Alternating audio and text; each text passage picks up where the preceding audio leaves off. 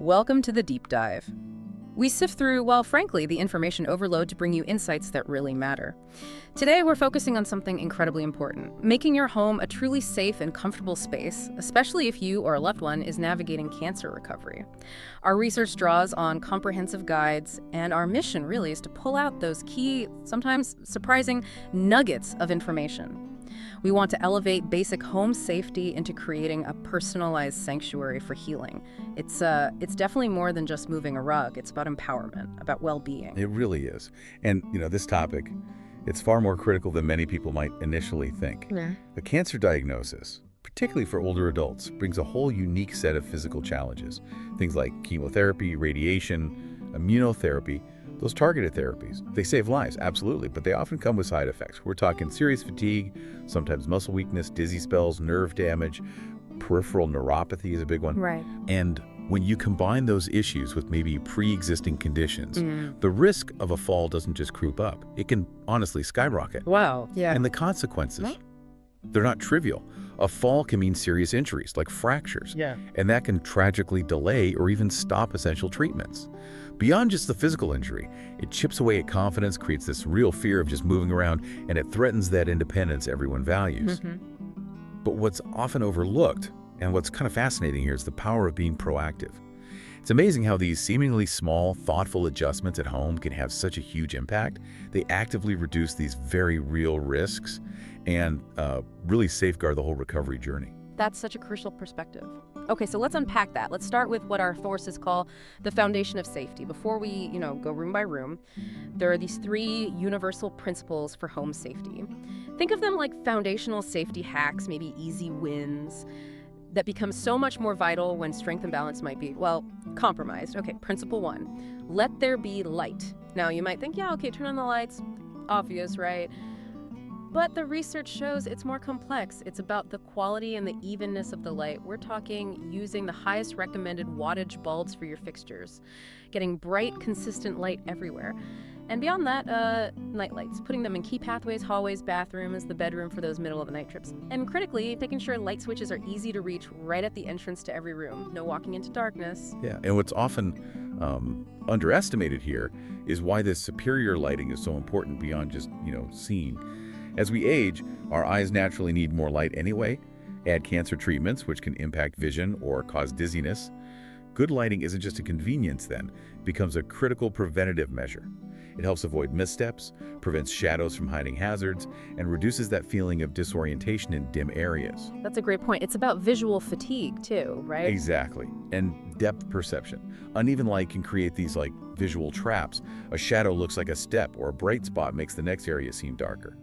Optimal diffused light gives a consistent visual map, reducing the mental effort of navigating, and that saves precious energy. Okay, that makes perfect sense. Principle number 2, clear the decks.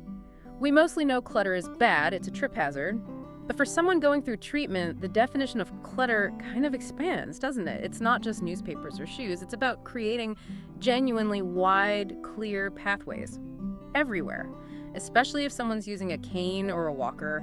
And you really have to pay attention to those sneaky things. Electrical cords, phone chargers, maybe oxygen tubing, infusion lines.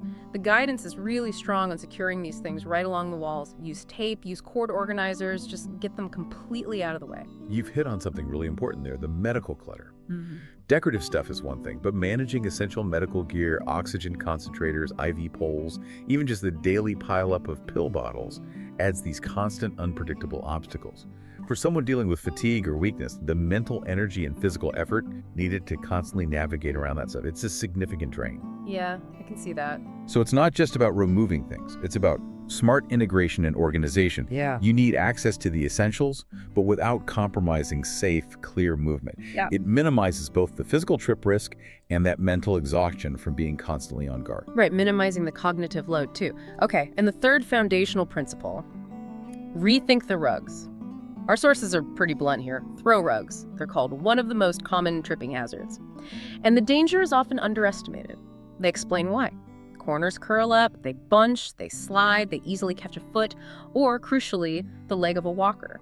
So the safest advice, according to the research, just remove them entirely. Mm-hmm. But if you absolutely must keep an area rug, okay, fine, but it needs a non-skid backing. And all the edges have to be firmly taped down to the floor with double-sided carpet tape. No ifs, ands, or buts. It is astonishing how often something we think of as cozy or decorative becomes, well, a silent saboteur. There's actually a study showing throw rugs were involved in over a third of indoor falls for older patients. And that risk just climbs with gait instability from treatment. What's really insightful is, our brains usually autocorrect for these things day to day, but when fatigue or dizziness or that neuropathy kicks in, that automatic correction can just fail. So getting rid of them or meticulously securing them isn't just being cautious, it's a high-impact change addressing a really common proven fall trigger. Okay, high-impact, low-effort change, potentially. That's good. So with those three big principles, light, clear paths, no risky rugs, let's take that tour through the home. We'll pinpoint specific hazards and fixes, starting in what should be the ultimate sanctuary, the bedroom. Let's talk about the bed itself first. The guide mentions something seemingly small. When you sit on the edge, your feet should be flat on the floor. It sounds basic, but if the bed's too high, you risk losing balance getting out. Too low, and it's a real strain to stand up, especially if you're weak. And that's even more critical when you factor in treatment effects. Muscle atrophy, joint pain, even a correct height might feel wrong. It really highlights the need for personalized solutions, maybe adjustable frame, maybe just a foam mattress topper to tweak the height. Good point. And the guide also recommends a sturdy bed rail that gives excellent support for moving around in bed or for getting in and out, offers leverage, and maybe some psychological comfort too. Definitely. A sense of security. Okay, then the nightstand. The advice here is pretty elegant in its simplicity. Keep everything you might possibly need during the night right there, within easy arm's reach. No leaning way out, no risky reaching from bed. So the essentials? A lamp, your phone, water, tissues, maybe key medications, and a flashlight. Always have a flashlight for power outages. Just a few seconds of planning that can prevent a really dangerous situation in the middle of the night. Exactly. And then getting dressed. The sources acknowledge something important. Cancer fatigue can make simple things feel monumental. So the recommendation is clear. Sit down, sit on the edge of the bed, or better yet, in a sturdy chair while you get dressed. Put on shoes. And those long-handled tools, like shoehorns, sock aids, they're fantastic. They reduce the need to bend way over, which, as you said, can cause dizziness or instability. Little things that make a big difference in conserving energy and maintaining balance. Right. Okay, now let's move to, well, the room our guide calls the most dangerous room in the house for falls. The bathroom. That combination of hard surfaces and water. Yeah, it demands serious attention. First off, floors and surfaces, immediate actions, non-slip mats or those sticky decals inside the tub or shower. Then, on the floor outside the tub or shower, always use a bath mat, but make sure it has a non-skid rubber backing. Very important. And it should be obvious, but it needs saying. Wipe up any water on the floor immediately. Every single drop is a potential slip. Absolutely. And what's really critical here, and sometimes misunderstood, is the difference between something that looks like support and actual structural support. So many people instinctively grab a towel rack if they feel unsteady, but the guides strongly emphasize towel racks are not designed for weight bearing. They can pull right out of the wall. Oh, wow. Okay. This is where professionally installed grab bars become non-negotiable. They need to be properly anchored into the wall studs. Research shows that strategically placed grab bars can cut bathroom falls by up to 50% for vulnerable people. It's not just convenience.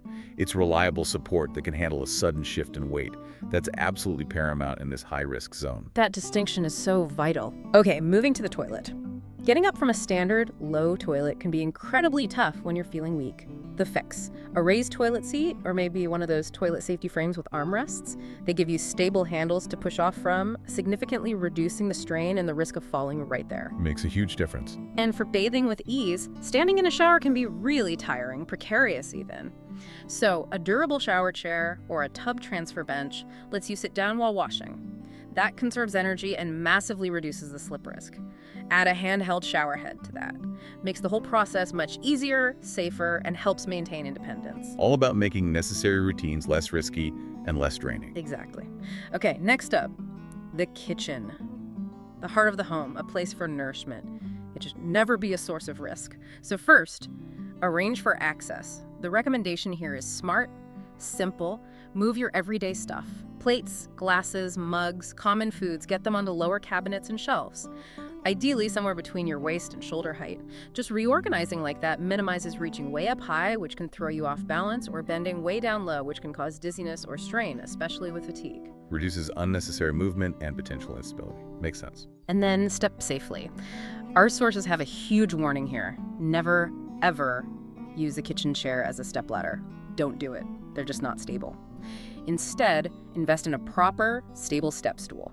One with a wide base and, crucially, a handrail to hold onto. That gives you secure support when you absolutely have to reach something higher up. A small investment for a major safety improvement. Totally. And finally, in the kitchen. Manage spills. This one's non-negotiable. You have to clean up any spills, water, oil, dropped food the second it happens. A slippery kitchen floor is just asking for trouble, and acting fast prevents a potentially nasty fall. Vigilance is key there. Okay, finally, let's look at our living areas and stairways. These are the zones for transit, for relaxing, but they also need careful safety checks. Thinking about furniture layout, the advice is pretty straightforward. Arrange your sofas, your chairs to create clear, wide walkways, no obstacle courses. And look at the furniture itself. The guidance suggests choosing chairs that are firm, not too squishy, and importantly, have armrests. Those armrests give you vital leverage for standing up. Conversely, be wary of those really low, deep, soft chairs. They can be incredibly hard to get out of when your strength is low. Makes standing up less of a struggle and more stable. Right. And now, stairways. These demand special care, according to the guides. First, make sure they are really well lit, switches at both the top and the bottom so you're never navigating in dim light or darkness. Second, sturdy handrails. And the recommendation is on both sides of the staircase if possible for maximum support. Also, check the stair treads themselves, make sure they aren't worn or slippery, maybe add non-slip strips for extra grip, and the absolute golden rule, never ever store anything on the stairs. Books, shoes, laundry baskets. Nope. Clear stairs only. It's amazing when you think about the collective impact of all these seemingly small things. A clear path, a firm chair with arms, secure stairs, it all adds up to a feeling of control and ease of movement, and that directly fights back against the fatigue and weakness that often come with treatment. That's a great way to put it. And, speaking of things underfoot, even our pets, our furry companions who bring so much comfort, they can sometimes, get in the way unexpectedly. A really simple idea is just putting a small bell on your pet's collar. It helps you keep track of where they are, avoids a surprise trip hazard. Just another little layer of awareness and safety. Oh, that's a clever tip. Okay, so we've covered the house, but what does this all mean personally, for you, the listener? This deep dive, it isn't just about the physical building, it's also about personal habits, the tools you use, extending that safety mindset to your own body. Let's start with footwear. Your shoes are literally your connection to the ground. The research strongly recommends wearing supportive shoes that fit well. Low heel, definitely a non-skid sole, that's crucial. And it strongly advises against walking around barefoot or just in socks, or especially in those loose backless slippers. They all dramatically increase fall risk. Yeah, footwear is so often underestimated in fall prevention. It's fascinating. The right shoes don't just provide better grip to prevent slips. For someone in recovery, maybe more importantly, they help conserve energy. How? By improving your gait stability. When every bit of energy counts, and maybe you're dealing with neuropathy, changes in foot sensation or strength.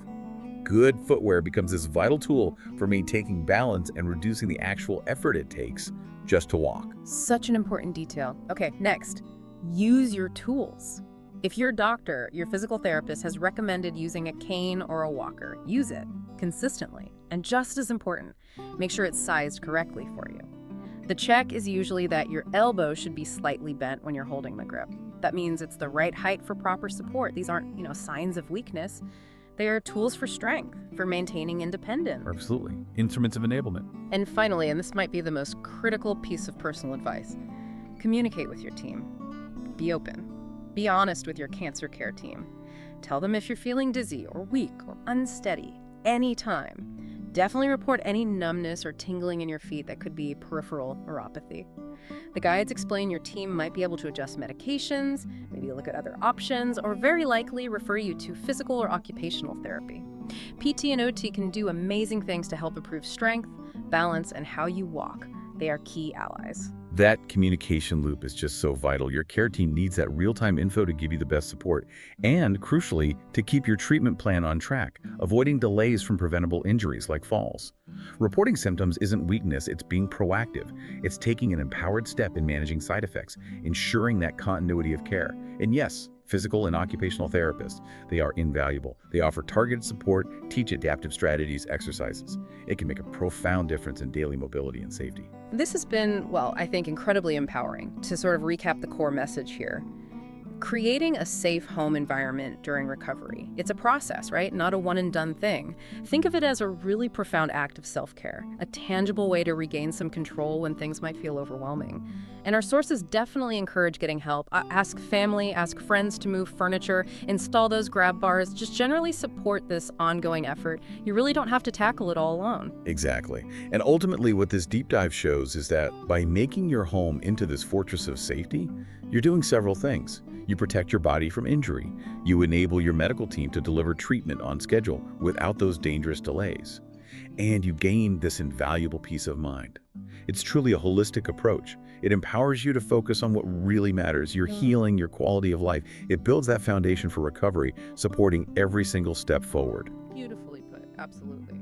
So as you go about your day, maybe take a moment to consider this. How do these seemingly small, practical changes, better lighting, clear floors, the right chair, how do they do more than just prevent falls? How do they actively build a deeper sense of agency, of well-being, transforming a space for recovery into a genuine sanctuary? What simple, maybe nuanced change could you make today, starting now, to reclaim a bit more peace of mind and create a safer, more empowering environment for yourself?